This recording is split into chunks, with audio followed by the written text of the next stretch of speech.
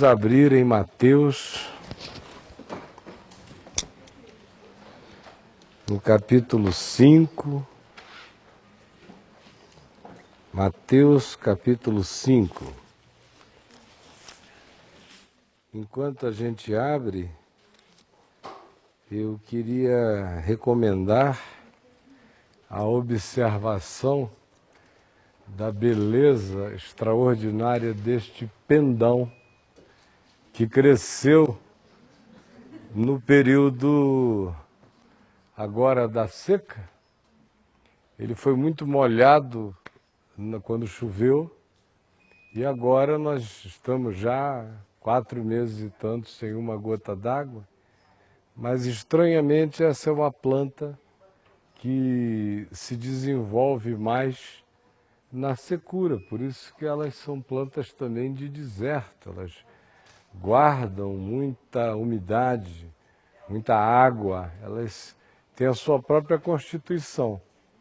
No entanto, quando ela põe esse espigão aqui, é porque ela está dizendo adeus para a gente. Ela guarda o melhor para o final. Ela morre como a maioria da gente deveria aprender a morrer, com a maior beleza possível da vida. E em Jesus, a tendência é que se guarde o melhor vinho para o final, que se guardem as melhores coisas. Em Jesus, o melhor da minha vida não está no meu passado. Em Jesus, o melhor da minha vida está no dia de hoje, estará no dia de amanhã e será melhor a cada novo dia. E o meu melhor dia na terra será meu último. Quando o meu espigão estiver já apontado na direção e subir direto. Agora, muita gente prefere ter o espigão bonito na juventude, ou está sempre se remontando ao passado como sendo os tempos que não voltam mais, de saudosismos extraordinários. No Evangelho, no entanto, do meu passado, por pior que ele tenha sido, eu só trago gratidão, porque por pior que ele tenha sido, ele me trouxe até onde eu estou. Não é o caso do meu. Foi muito bom até no que foi ruim. Eu só conheço o passado bom, até nas piores coisas, porque ele foi carregado de muita felicidade e muita dor, mas a dor faz parte da felicidade. E hoje é o meu melhor dia. E amanhã será melhor do que hoje. E eu tenho dito que eu vou ficar um velhinho lindo, um pendão maravilhoso, simplesmente porque me recuso a que na minha vida o Evangelho não se cumpra de cabo a rabo. E a promessa dele é que o melhor está sempre por vir. Não como uma ilusão, mas é porque quem bebe da graça de hoje sabe que ela é inesgotável. E o coração não deseja nunca mais parar. Vamos ler o nosso texto de Mateus 5. E o pessoal que está em casa, aos milhares nos acompanhando, também lerá conosco, no mesmo espírito, Mateus capítulo 5, do verso 43 ao verso 48, que diz assim: ouvistes que foi dito, amarás o teu próximo e odiarás o teu inimigo. Eu, porém, vos digo, amai os vossos inimigos e orai pelos que vos perseguem, para que vos torneis filhos do vosso Pai Celeste, porque Ele faz nascer o sol sobre maus e bons, e vir chuvas sobre justos e injustos. Porque se amardes os que vos amam, que recompensa tendes? Não fazem os publicanos, os cobradores de impostos e até o pessoal da Erenice também o mesmo? E se saudardes somente os vossos irmãos, que fazeis demais? Não fazem assim também os gentios, os pagãos ou qualquer outro ser humano em qualquer outra cultura da terra a mesma coisa? Portanto, com vocês é diferente. Sede vós perfeitos, como perfeito é o vosso Pai Celeste. Na semana passada, eu fiquei apenas no versículo inicial deste texto, no verso 43, basicamente um pouquinho do 44. Nós gastamos a maior parte do tempo, na quarta-feira passada, vendo como a religião sempre caminha na direção de gerar um acréscimo pervertido em qualquer que seja a revelação de Deus. Nós vimos e lemos juntos no Velho Testamento o texto de Êxodo, que descreve essa lei a qual Jesus faz referência.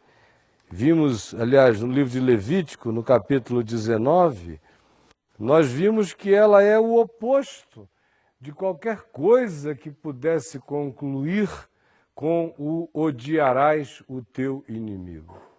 Ao contrário, lembram que nós vimos em Levítico 19, do verso 14 em diante, especialmente até o verso 18, 19, que até na lei de Moisés, o que se advogava era uma manifestação prática de amor ao próximo, que contemplava a pobreza na perspectiva mais concreta e ordenava a ação do dono de terra ou propriedade, ou ao que plantasse, ou ao ser humano produtivo, que deixasse nos cantos da sua plantação, da sua vinha, do seu olival, ou de qualquer que fosse o seu pomar ou monocultura, deixasse as esquinas sem serem colhidas, para que o pobre tivesse como estender a mão ao fruto e se alimentar, e não se sentisse defraudando e nem roubando nada. Era um acordo tácito social. Vimos como aquela mesma ideia viaja por âmbitos os mais diversos da vida, atingindo inclusive o mexerico, a fofoca, quando se condena aquele que destrói o próximo com a língua, com as versões, com as invenções, e se conclui: ama o teu próximo. E em momento algum se diz: odeie quem quer que seja, no Velho Testamento. E nós vimos isso, e eu dei até o exemplo das exceções que são aqueles salmos imprecatórios, onde apenas existe a permissão da verdade, da declaração do estado, do conteúdo de ser do indivíduo que fazia a oração naquele momento e naquela hora, mas não é uma recomendação espiritual para nenhum de nós. Isso foi na quarta-feira passada.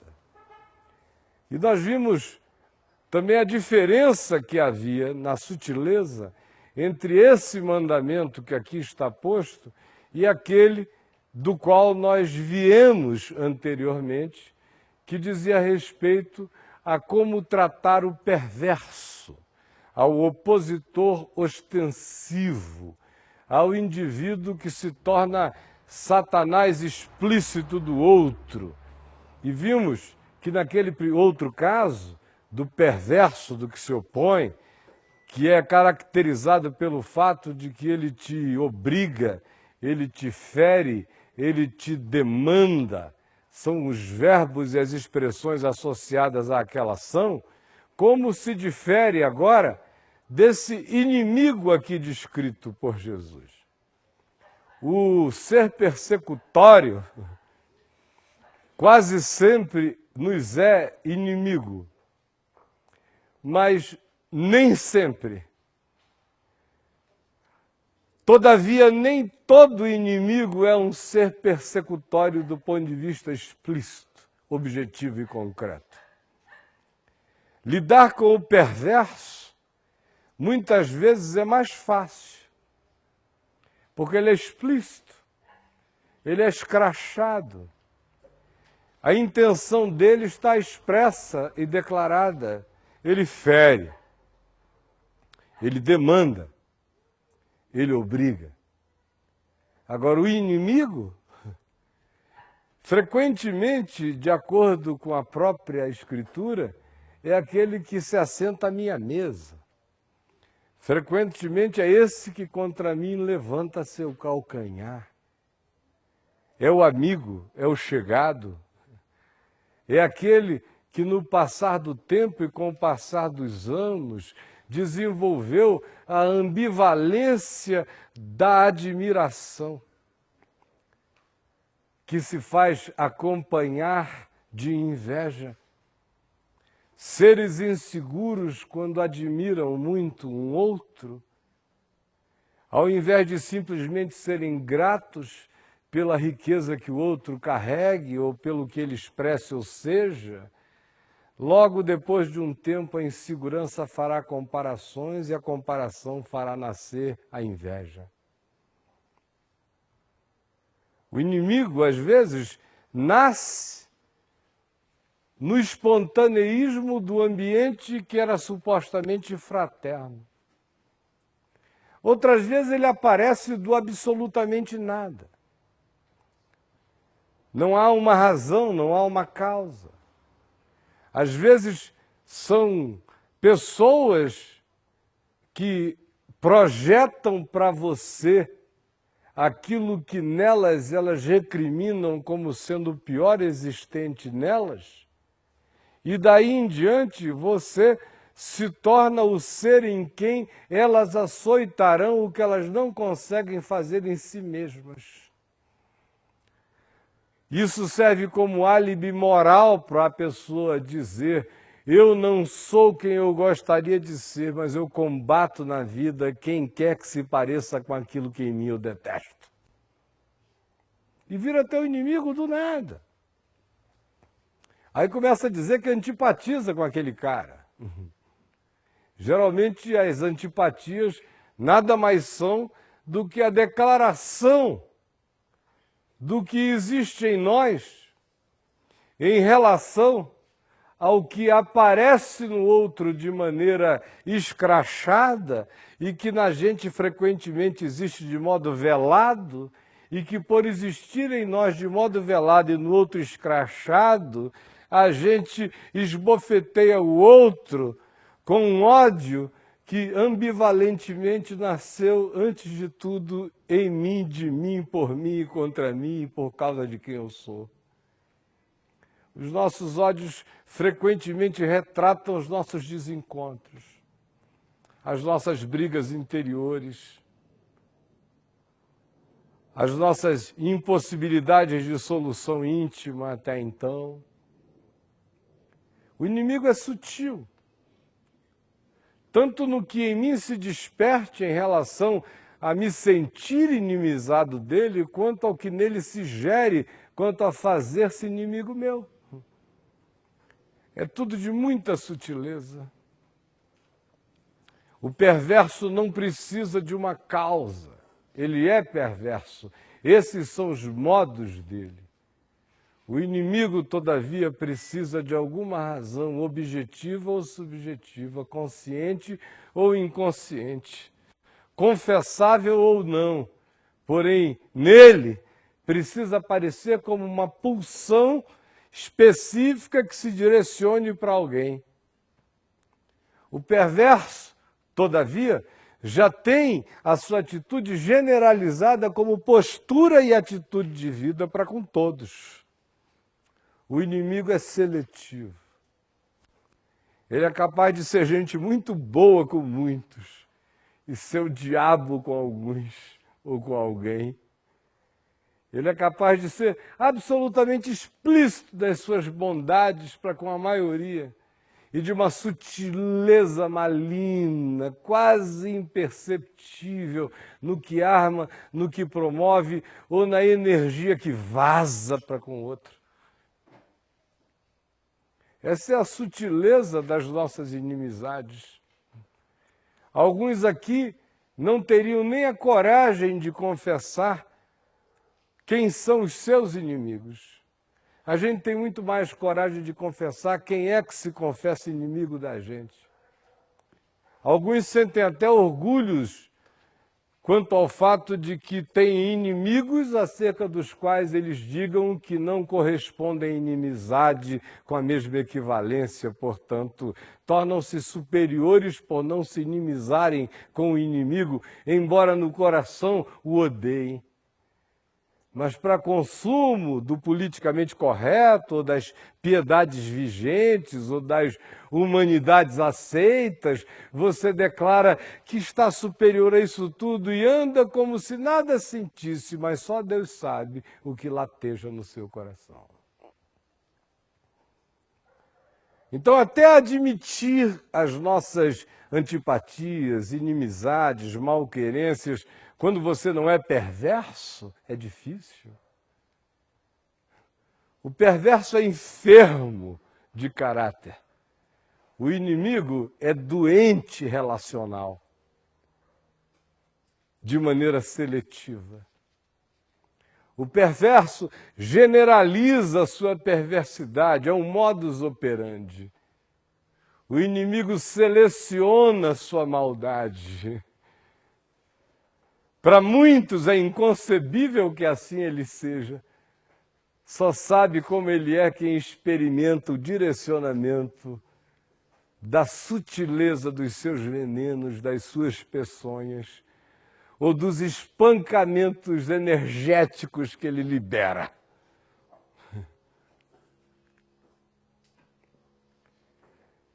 O perverso, às vezes, é tão grotesco na sua perversidade que não suscita nem ódio na gente.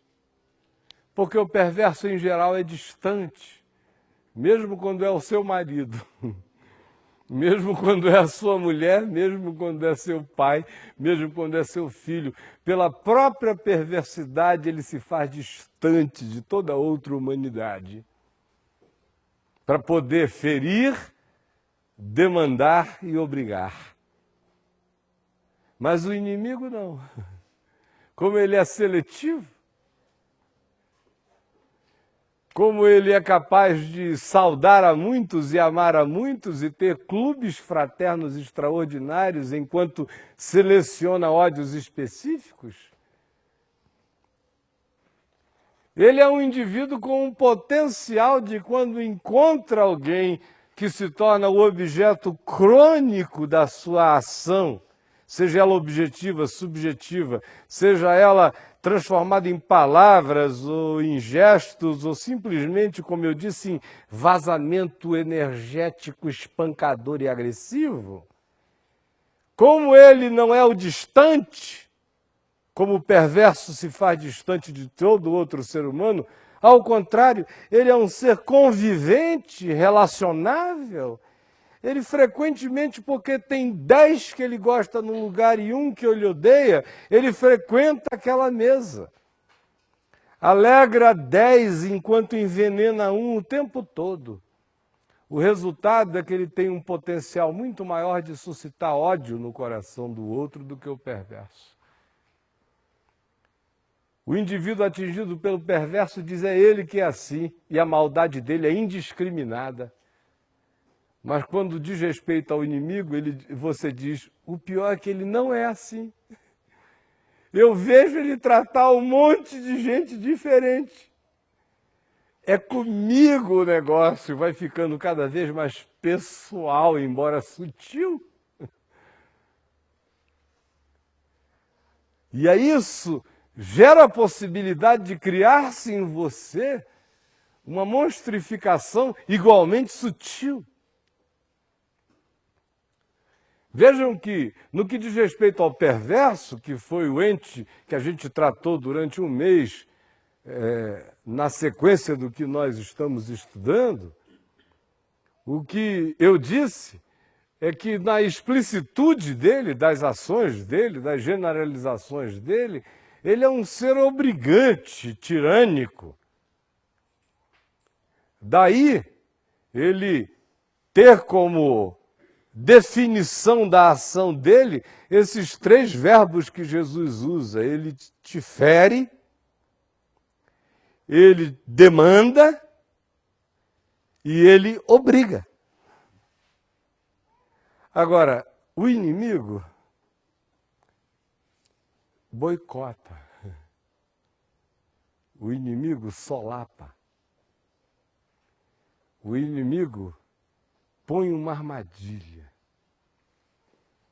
O inimigo conspira. O inimigo pode ter sido alguém que dormiu na sua cama, que você chamou de amigo, e que de repente vendeu você por 30 moedas de prata. Eu terminei na quarta-feira passada, de onde eu começo agora, neste momento. O que foi que eu disse por último quarta-feira passada? Que quem se manifesta como arquetipia de inimigo nos evangelhos é Judas Iscariotes. Acerca dele, salmos de Davi são evocados, salmos aqueles que nos dias de Davi se relacionavam à traição de filhos, de parentes, de amigos, de companheiros de jornada, de coisas do gênero, e ele diz: aquele que comia do meu prato contra mim levantou o seu calcanhar. Ou, nos salmos de Davi, ele dizia: mas logo tu e não o estranho, tu que és meu amigo, tu que és meu íntimo, tu que és meu igual, te levantaste contra mim. E são esses salmos, com 1000 anos de idade, nos dias dos evangelhos, que são apropriados por Mateus, Marcos, Lucas e João e aplicados na relação de Jesus com Judas. Porque quando Judas decide traí-lo, são esses salmos do passado que servem de evocação quando se diz: e assim fez para se cumprir a Escritura, aquele que comia do meu prato levantou contra mim o seu calcanhar. Ora, Judas não era o perverso. Judas não andava a ferir, a demandar nem a obrigar. Judas estava junto, acerca dele se diz era um dos nossos. E eu concluí na quarta-feira passada dizendo que até aquele último momento, quando Judas chegou com a turba de soldados para prender a Jesus e levarem-no manietado para o início do processual inteiro que culminou na sua morte, Jesus, ao vê-lo, perguntou: amigo, a que vieste? E eu disse a vocês que eu creio de todo o meu coração que não era uma pergunta cínica, nem meramente retórica, nem provocativa. Era sincera. Se Judas tivesse naquele momento dito: perdão, eu fiz uma maluquice, eu não sei o que eu estou fazendo aqui, ainda que não consertasse mais nada, ainda que Jesus fosse preso, o recado que Pedro recebeu quando negou não teria sido só para Pedro. Ide, dizei a meus discípulos e a Pedro, lembram em Marcos? Se diria e a Judas. Pedro e Judas que se dirijam a Galiléia e lá me verão. Porque haveria perdão para Judas também. Mas ele serve da arquetipia no evangelho do inimigo, que é esse cara próximo, que te conhece. Que te conhece. Que sabe de você. Podia ser teu proctologista fraterno, ginecologista psicológico e afetivo, tá lá. Anda com você, come com você. E você não sabe o que está se processando nele. Até um dia em que você é assustado. E nesse dia, o coração quer odiar. Porque o aviltamento é muito grande. Pela proximidade, pela intimidade, pela relacionalidade, pela intimidade dada, pelas confianças compartilhadas, pela traição estabelecida, pela seletividade da antipatia que outrora foi admiração e agora se transformou na insuportabilidade da sua presença ante esse ser que você não consegue explicar e frequentemente nem ele consegue se discernir. Mas aí é que mora o perigo, é nessa sutileza e nessa proximidade que em geral constituem os nossos inimigos. Inimigos distantes raramente nos prejudicam tanto. Tem o poder de abalar a reputação quando falam muito. Mas o que é reputação senão uma reputação?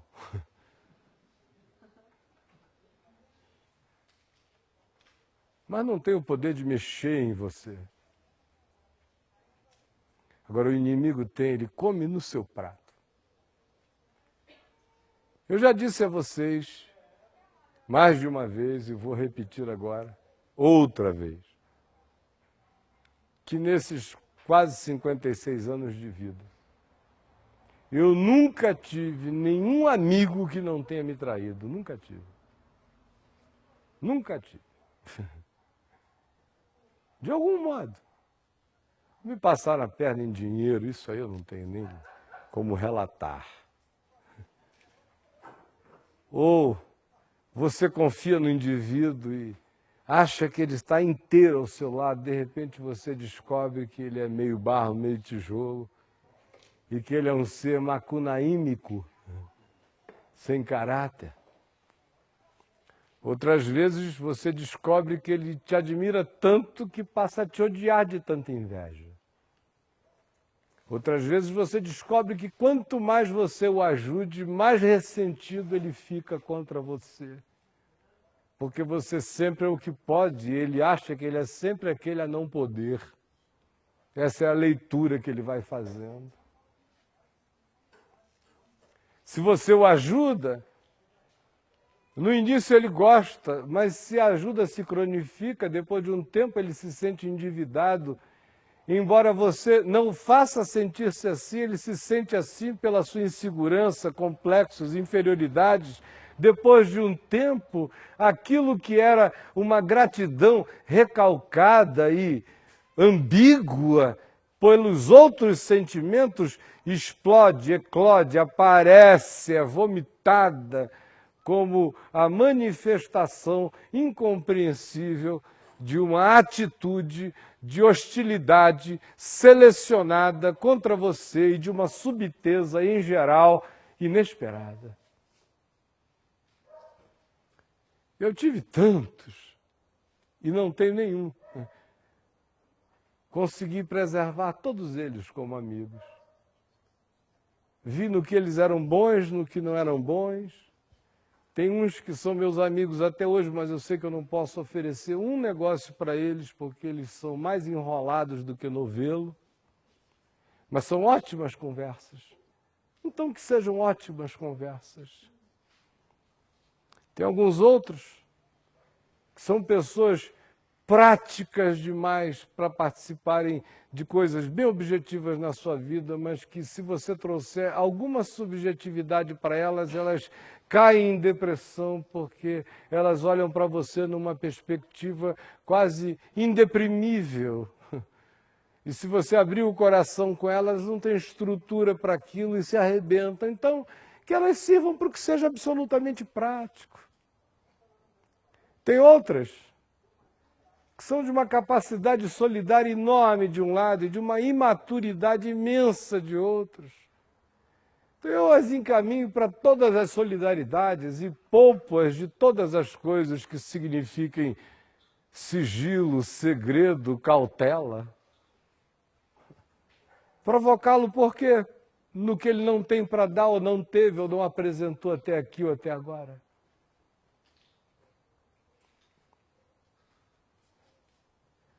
Mas eu não tenho a história de nenhum amigo que permaneça comigo até hoje, que em algum momento na vida não me tenha dado alguma pernada. Mas e daí? Quem elege o critério de só ter amigos que nunca tenham se tornado nem por um momento inimigos, vai andar sozinho pela terra. Os amigos de Jesus. Teve um que traiu e se enforcou. Teve um outro que dizia, ó, deixa comigo que eu seguro todas, Pedrão das candangas, sai pra lá que eu fui criado em Cafarnaum, tá pensando o quê? Cruz, que cruz nada, vou atropelar essa moçada, botar todo mundo para correr, pode vir o sinédrio inteiro que eu janto. E Jesus disse, Simão, para de viadagem, Simão. Satanás te requereu para te peneirar como trigo, Simão. Eu, porém, roguei por ti, para que a tua fé não desfaleça. Tu, pois, quando te converteres, fortalece a teus irmãos. Mas para de puf. Só tem vento aí ainda. Ô, Simão, essa pedra é gasosa, Simão. Está cheia de hélio, se soltar voa, foge, Simão.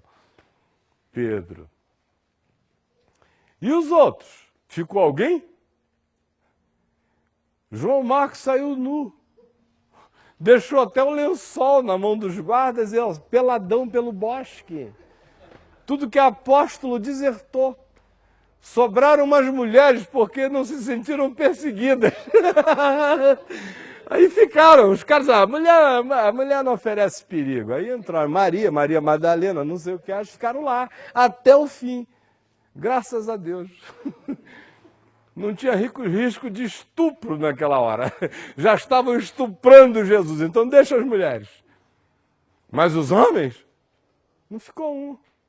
E o que é que Jesus fez? Convocou outros 12? Ressuscitei. Tirei a prova dos 9, verifiquei que não tinha macho nenhum comigo, só tinha frouxo. Deixa eu zerar a quilometragem e começar novos amigos.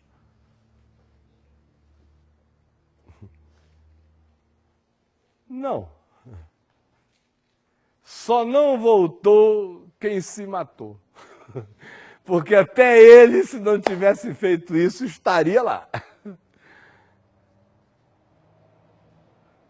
Porque Jesus conhece a nossa estrutura e sabe que nós somos só pó. Eu sou pó e o meu melhor amigo é pó, e se ele se tornar meu inimigo, é um pó que caiu no meu olho. Assim como eu tenho o potencial de cair no olho dele também. É pó.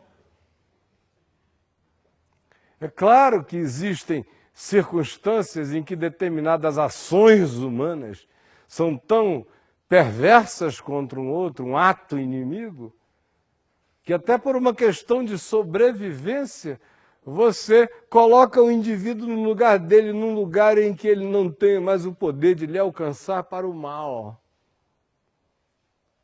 Mas é só isso. No mais, Jesus só tem recomendações positivas a fazer com relação ao inimigo. Todas elas. O inimigo é coberto de todas as graças de Jesus. E tudo começa por uma razão espiritual. Jesus diz, e Paulo é assertivo várias vezes a respeito disso, quando nos garante que nós todos éramos e somos inimigos de Deus por natureza.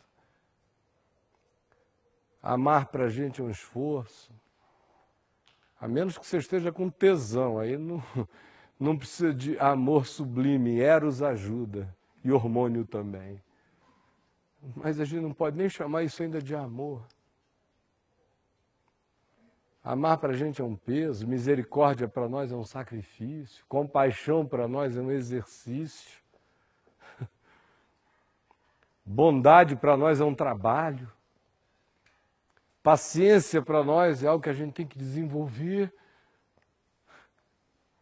porque o natural na gente é ira, é ódio, é explosão, é cacete, é grito, é energia cortante, isso aí vaza com uma naturalidade enorme. O que caracteriza a nossa inimizade do Deus que é amor, a nossa natureza briga contra o caminho da vida o dia inteiro. Na prática. Não nos nossos discursos, nem nas nossas poesias mentirosas, na prática da nossa existência. E olhem só as recomendações de Jesus para o inimigo. Vejam como são as mais elevadas.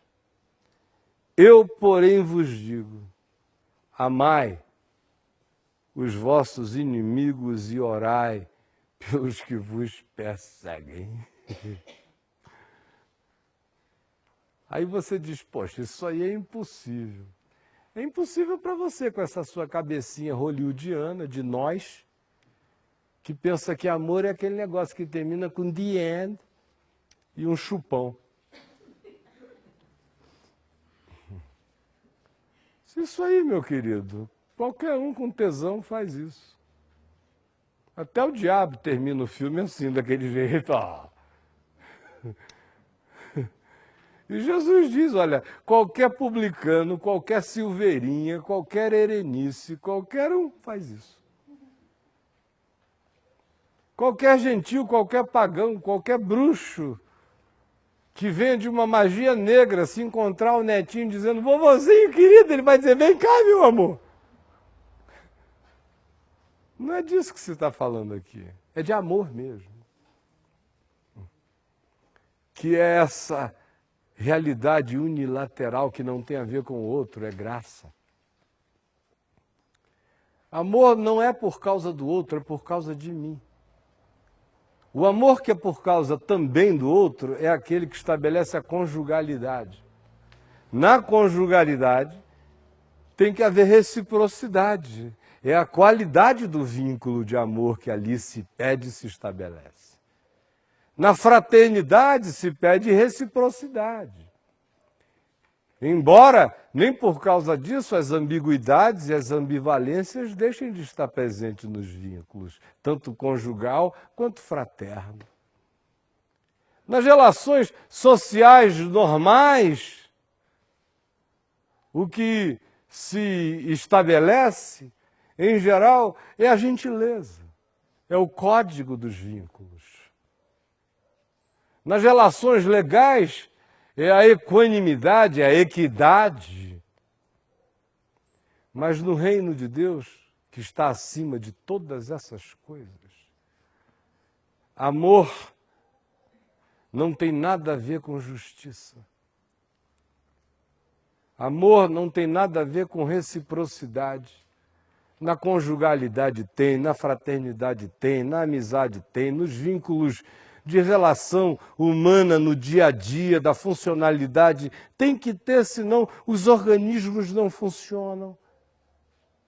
Mas o amor atinge o seu clímax na ausência de qualquer reciprocidade. Isso acontece em relação ao inimigo. Porque aí o amor chega ao nível de Deus. No Novo Testamento são usadas 3 palavras para se descrever amor. Eros, Filéu e Agapau. Eros, todo mundo conhece. Motel Eros, você já sabe. É o amor que flecha, o que põe na caçapa. Filéu, não é para tirar filé, é a palavra grega para designar fraternidade. E não o açougue que corta o amigo, o filé do amigo. Fraternidade. E ágape ou agapau é o amor sublime, unilateral, que não acontece porque o outro merece, acontece porque eu sou assim. Não tem nada a ver com o outro, tem a ver comigo. E eu sou assim por quê? Porque eu fui atingido pelo amor unilateral de Deus, sendo eu inimigo dele por natureza, não havendo em mim naturalmente nenhuma propensão para o Deus que é amor e que manda viver em bondade, misericórdia, compaixão e justiça. Se a minha tendência é para a esperteza, é para o comodismo, é para a preguiça, é para a procrastinação, é para a omissão, é para o passar alheio, é para a alienação. Sendo assim, é aqui, quando eu que vivia nesse estado e fui alcançado por graça de Deus, por favor imerecido, porque Ele me amou primeiro. Porque se eu amo é porque Ele emulou o amor dele em mim. Se eu creio nele é porque Ele emulou fé em mim por meios e modos mais distintos. Se tem alguma resposta boa em mim para Ele, para a vida, foi porque Ele me amou primeiro e eu tenho sido provocado por Ele todos os dias da minha vida, por todos os modos distintos, por graças diferentes, para ver se a dureza do meu coração se comove, porque a bondade de Deus é que nos conduz à metanoia, nos conduz ao arrependimento. Então, porque é assim e assim comigo, tem que ser de mim para o outro assim também. Perdoa as nossas dívidas, assim como nós perdoamos aos nossos devedores. Tudo acaba aí, roda e para aí. Quem ama a Deus, ama a seu irmão. Quem diz que ama a Deus e odeia seu irmão é mentiroso. Ora, eu não faço força para a minha mulher, exceto em alguns momentos de TPM. Mas não é força para amar, porque eu olho para ela apaixonado. Às vezes só um pouco meio chateado, puxa vida, eu estou tão cansado. E ela também, ela me ama 24 horas por dia, mas tem horas que ela está meio cansada de mim. Estou trabalhando demais. Quer dizer, muito papo de graça, muita coisa, muito preparando o programa de amanhã enquanto ela está falando comigo. Só um minutinho, meu amor. É que eu não posso perder essa pausa aqui. Aí daqui a pouco lá foi ela volta. O que foi, meu amor? Está dando mais importância a esse negócio aí do que é o que eu tinha para te dizer. Eu digo, me perdoa. Mas ela me ama o dia inteiro, não é porque uma hora ela ficou chateada comigo, que ela não me ama o tempo todo e eu a ela. Que é fácil. No fim acaba tudo em muito beijo. E muito rola-rola.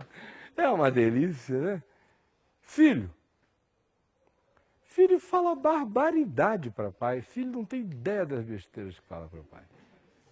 Se filho se ouvisse, é porque pai não grava e mãe para tocar depois dos 40 para o cara. Talvez ele não sobrevivesse à depressão que ele fosse sentir, a vergonha cósmica. Porque eu vou te dizer, ninguém avilta mais pai e mãe do que filho. Falam o que querem. Você leva cada facada, você está ali na maior tranquilidade, de repente o cara endoidece em algum lugar, quando você vê, tem uma adaga entrando em lugar impróprio. Você vai... eu não tinha nada a ver com isso, mas já entrou. E para tirar? No coração de pai e mãe sai mais rápido, às vezes, do que no coração dos filhos. Te ofendem e ainda ficam magoados. Mas você perdoa sempre. Você perdoa sempre. Eles sabem disso, eles abusam, because they take it for granted. Essa é a razão, eles sabem.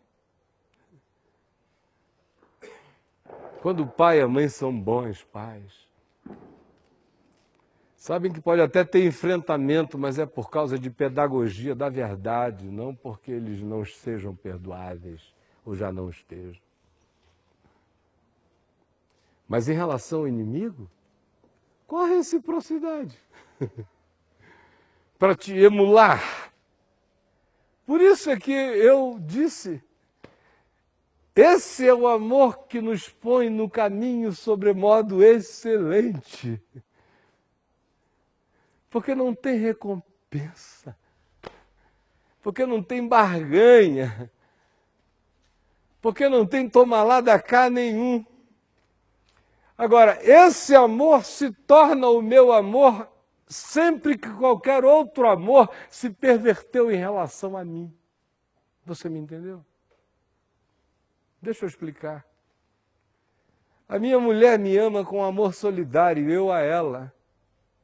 Deus nos livre, mas se um de nós surtasse e ela passasse a me amar ela passasse a não mais me amar com amor solidário, ou eu a ela, um dos dois, quem quer que fosse vítima dessa mudança do outro, teria até o direito de dizer, olha, a conjugalidade acabou, mas jamais teria em Jesus nem o direito e nem deveria deixar de exercer a alegria espiritual de continuar amando esse indivíduo, essa pessoa, que antes foi cônjuge.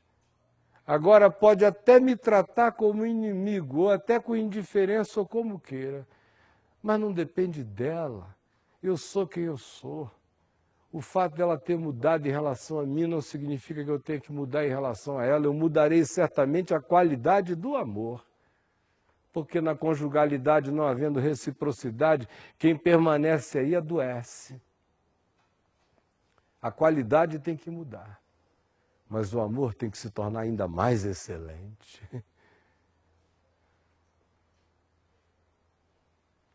Mais excelente. É o inimigo, no seu poder da contrariedade, da antipatia, que tem esse poder de me catapultar para os níveis mais superiores e mais excelentes da consciência do significado do amor na vida. Quem foge da contrariedade dos inimigos, da constatação deles, da admissão deles, da realidade deles, quem foge de discerni-los e de percebê-los, está fazendo um processo de evasão que vai encontrar esse indivíduo mais adiante com caretas terríveis. A melhor coisa é o reconhecimento, sem que nenhuma desafeição se instale. É aquele reconhecimento que não gera romance em nós, mas que produz a decisão do amor. Porque amor, queridos, erótico, se mistura com tesão, com formatações e configurações psicológicas pré-estabelecidas na gente, com o momentum do encontro, da história, da estação existencial da vida. São químicas as mais diversas no encontro entre um homem e uma mulher. Entre amigos são afinidades. Agora, com o inimigo, tudo tem que estar dentro de você. O inimigo é que me mostra se eu sou ou se eu não sou. E é isso que Jesus diz. Porque se amardes apenas os que vos amam, que demais fazeis? Até os publicanos, que nos dias de Jesus eram as figuras consideradas as menos solidárias da sociedade, os ratos, os sanguessugas, os vampiros, os exploradores, até os publicanos amam quem ama eles. Se vocês saúdam e são legais só com quem trata vocês bem, e daí qualquer pagão do mundo faz a mesma coisa. Mas com vocês é diferente. Eu estou chamando vocês para um caminho sobremodo excelente. Quem me dera hoje ter tempo de dizer mais a respeito, ainda me sobram 15 minutos, eu vou usá-los, tá bom? Eu, porém, vos digo, amai os vossos inimigos e orai pelos que vos perseguem, E aí há uma finalidade estabelecida, há um há um propósito, há um objetivo. Não é só amar por amar. Não existe nenhuma recompensa terrena no amar o inimigo. Só existe galardão espiritual. É o propósito, é a construção. O inimigo se torna meu escultor, meu Miguel Ângelo sem querer. Se torna o catapultador da minha vida para dimensões mais excelentes.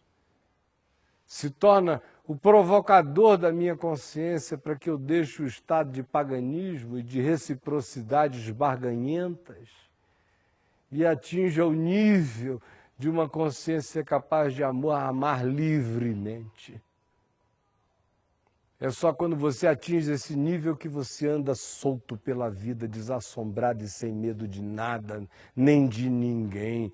Não tem poder nem hostilidade para conterem a você. Você não os reconhece. Você não vê neles os seus inimigos. Você ora por eles. E você os ama com esse amor que é decisão. Amor, gente, se você tirar daí o eros e as afinidades do filéu, o amor ágape, amor de Deus, é decisão. É uma decisão espiritual, é uma decisão da consciência e é uma decisão do tipo de caráter que você quer construir em você. Do tipo de pessoa que você quer ser. Olha só como Jesus diz exatamente isso. Para que vos torneis. Isso aqui é para que vos torneis. Amar o inimigo como uma decisão de fazer o bem. Se o teu inimigo tiver fome, dá-lhe de comer, se tiver sede, dá-lhe de beber, porque assim fazendo amontoarás brasas vivas sobre a consciência dele. Essa decisão de orar por ele, ainda que ele me persiga, pedir a Deus que tenha misericórdia dele, que visite o coração dele com humanidade, com graça. Todo dia, não pedindo maldição nem vingança, pedindo que a misericórdia de Deus o alcance, que ele seja salvo da sua loucura, da sua cegueira, da sua inveja, da sua doença, da sua antipatia, e fazendo isso desejando de fato ganhar aquela pessoa, ainda que você não tenha o poder nem de levantar a voz para falar com ela, mas fale com quem pode mexer no coração dela, ore por ela. Para que vos torneis. Essa é a conversão mais excelente que pode acontecer com a gente. Essa é a conversão que poucos cristãos e poucos discípulos e poucos seres humanos querem. O cara quer se converter e ficar ali na igreja fazendo média com os iguais. Agora ir para o tranco da vida, meter a cara de Jesus na existência, para sofrer a afronta e não ficar afrontado, sofrer o ódio e não ficar odiento, sofrer a amargura e não se amargurar, sofrer o repúdio e não repudiar, sofrer a perseguição e não perseguir, sofrer a antipatia e não antipatizar de volta. Isso aí, meu irmão, eu sei que você está ouvindo e está dizendo, você está de brincadeira. Eu não estou, não. Mas eu não estou mesmo nem na tua presença, nem na presença de Deus, nem na presença do diabo, nem na presença do inferno. Não estou, não. Eu sou filho de uma casa, de uma mãe que perdoou o pai que traiu, que acabou perdoando a amante dele e que se tornou discipuladora dela. Eu sou filho de um pai que rompeu com essa mulher para sempre, mas teve misericórdia dela até o fim da vida dela e cuidou dela, dando remédios à distância até o final. Eu sou filho de uma casa onde um membro da família já estuprou um outro menor de idade e todos perdoaram a todos. Embora aquele que tenha feito isso tenha entendido que para o bem de todos ele precisava ficar um pouco mais distante, mas todos ali o perdoaram e há eventos onde ele aparece e é acolhido por todos com todo amor. E não há ressentimento no coração de ninguém. Eu podia sair multiplicando as coisas para todo lado, os que já fizeram, os tarugos que já me enviaram para todo lado, ninguém conseguiu me fazer ficar com ódio no coração até este dia de hoje, pela graça de Deus. Eu vou dormir em paz, morro aqui agora. Eu não estou brincando com vocês. É possível viver sem isso no coração. É possível irar sem pecar. É possível não deixar o sol se pôr sobre a sua ira. É possível não levar ódio para o inconsciente. É possível não transformar um momento de ira na cronificação dela até que ela mergulhe no nosso inconsciente por um sonho ou por um pensamento que instala em regiões abissais da gente ódios que de outra natureza ali não entrariam. Se tornam até arquetípicos e a gente não nota, mas ficam dentro de nós. É possível. Só é. Se não fosse, não seria a proposta de Jesus. Não tem brincadeira aqui, não. É possível. É possível. E o propósito é para que vos torneis filhos do vosso Pai Celeste. Porque Ele é que é assim. Você imaginou Deus ressentido? A sequência do que se diz é linda. Olha só. Para que vos torneis filhos do vosso Pai Celeste. Por quem? Olha a lógica da afirmação. Porque Ele faz nascer o seu sol. Eu acho lindo essa declaração de pertencimento. O seu sol. Quem é que pode falar acerca do sol assim? O meu sol. O seu sol. E Jesus fala do Pai assim, Ele faz nascer o seu sol. Ele transforma a coisa toda,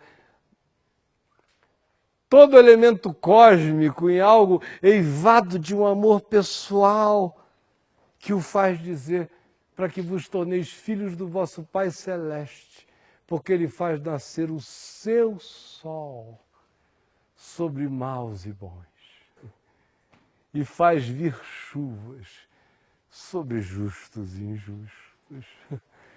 Pega o que é seu e dá. Dá para todos, sem seletividade, sem vestibular, sem mérito. Compartilha. E Jesus diz, faça assim com o inimigo. Trate-o como você trata o amigo. Trate ao cara que é mal como Deus trata ao mal, do mesmo modo como Ele trata ao sujeito que é bom. Já imaginou se a gente tivesse cota de chuvas determinada por compaixão de família? Chove aqui, ali do lado não, ali aqui, ali do lado não. Sol seletivo, tubos, escuridão em volta. Se você fosse Deus e um deusinho safadamente bom, seria assim o mundo. Ou não seria? Claro. Você é assim. E você sabe que você é essa porcaria mesmo. Faz assim o tempo todo. Boicota.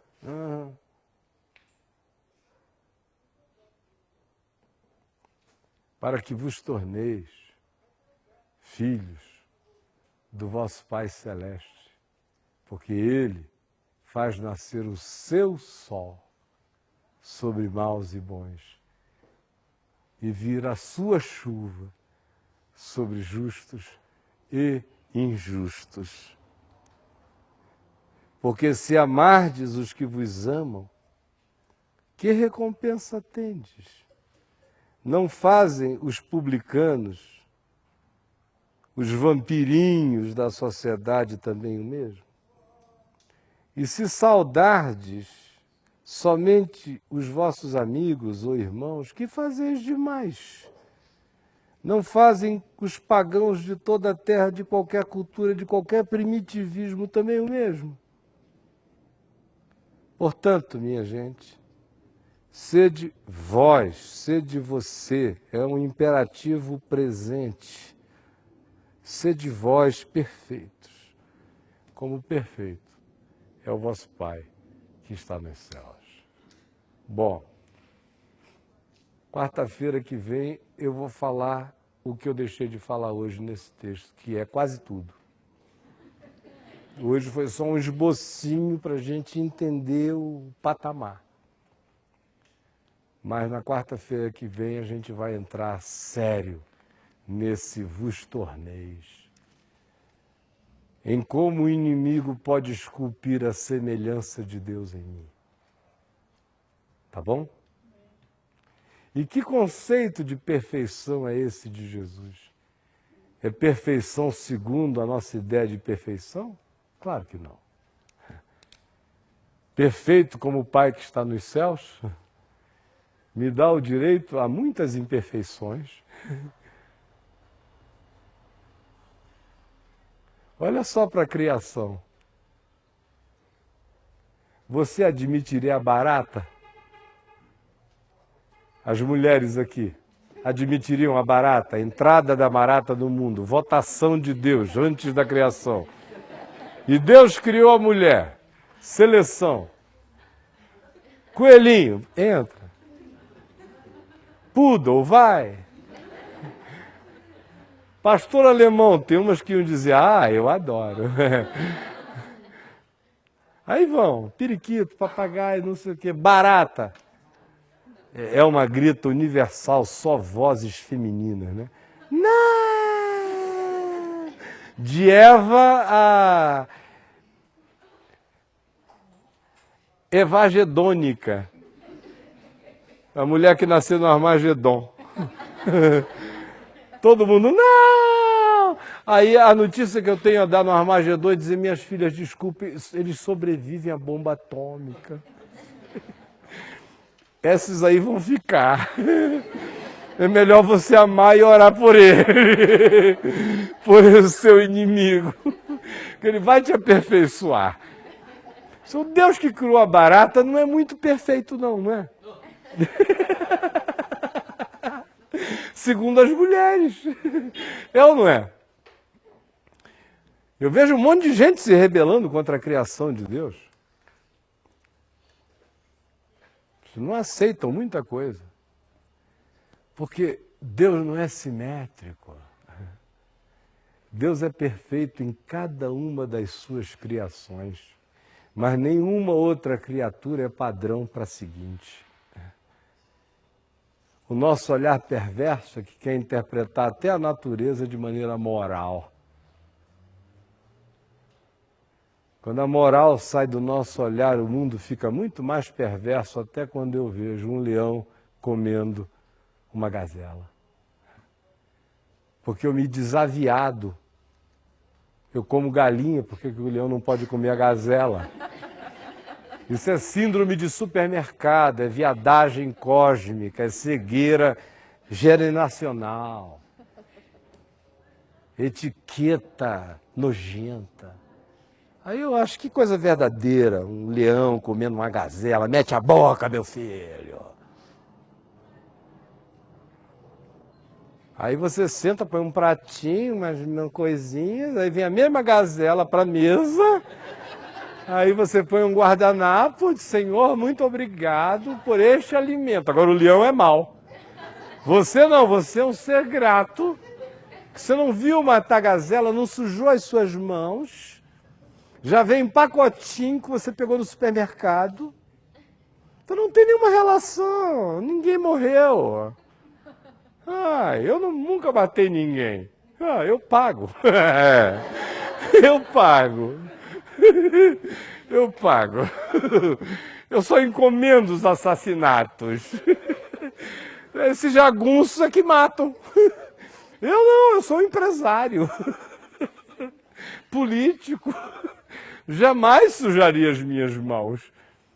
Isso é a nossa pateticidade. Se o nosso olharzinho safado.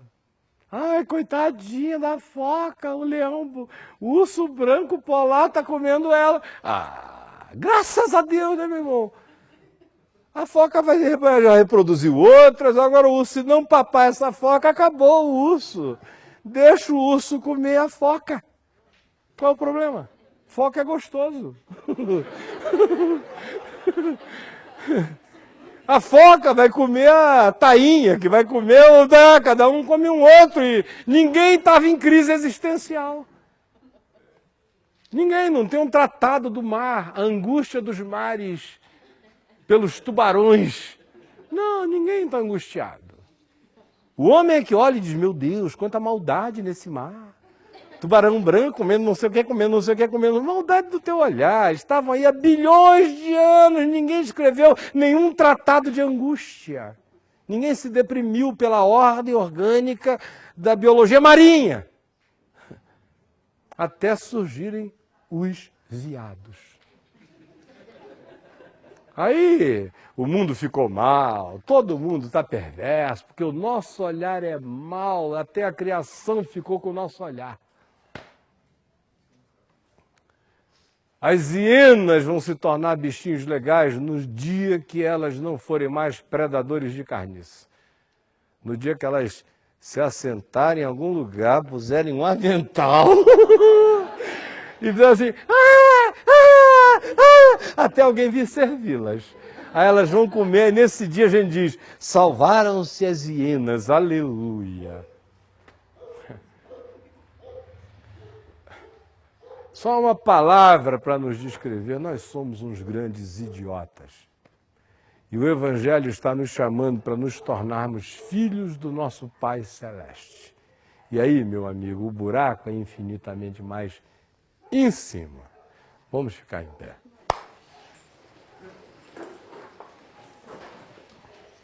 E vamos orar juntos.